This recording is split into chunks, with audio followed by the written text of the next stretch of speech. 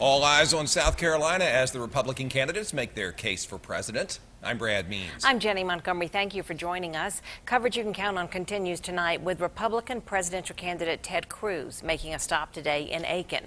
Cruz says grassroots support will decide the South Carolina primary. News Channel 6's George Escala is here now to show us why Cruz says he's encouraged that conservatives are coming together. Ted Cruz talked about the stakes in this election, saying that was underscored by the passing of Justice Scalia on Saturday. He said fundamental rights in this country are in jeopardy. Cruz wants voters to know who the conservative candidate is in this race, and just as importantly, who is not.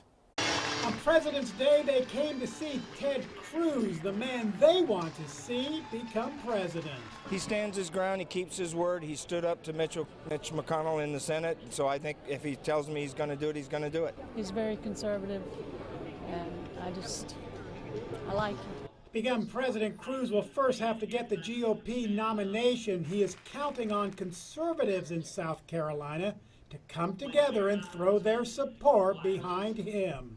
I continue to be encouraged by the energy, the excitement, the enthusiasm we're seeing in the grassroots. Cruz has won the support of staunch conservative commentator Glenn Beck, who took part in Cruz's rally in Aiken. Glenn, what does your presence here help Ted Cruz? How does it help? Boy, I don't know if it does at all. I just know that I am a dad and a citizen, and I believe the Constitution is in serious trouble. And like I said at the beginning, we're facing the question of, do we become a socialist nation? Do we become an authoritarian nation? And make no mistake, that's what Donald Trump means. According to many polls, Donald Trump has a commanding lead in South Carolina. But Cruz points out that Trump is not a real conservative, saying he's pro-choice, pro-amnesty, and can't be trusted to make appointments to the Supreme Court.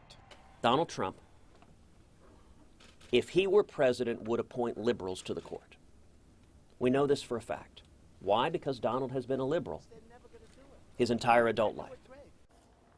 I did ask Senator Cruz that if Trump isn't conservative, why does he have that large lead in the polls in South Carolina? Cruz says South Carolina voters are looking at the candidate's records, and he says one of the reasons conservatives are uniting behind him is because he's the only candidate opposed to amnesty.